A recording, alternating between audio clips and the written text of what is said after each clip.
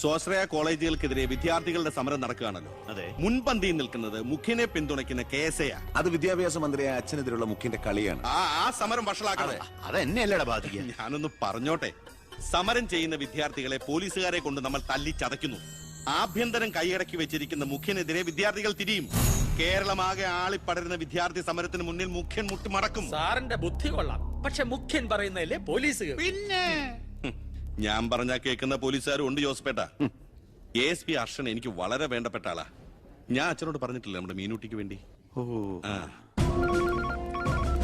Hello sir, how are you sir? Yes, കാര്യം മനസ്സിലായി. പക്ഷേ എന്ത് പ്രകോപനം ഉണ്ടായാലും പോലീസ് സംയമനം പാലിക്കണമെന്നാ CMന്റെ ഓർഡർ. എടോ, പോലീസിന് നൊന്താ നിങ്ങൾ കൈയും കെട്ടി നോക്കി നിൽക്കുവോ?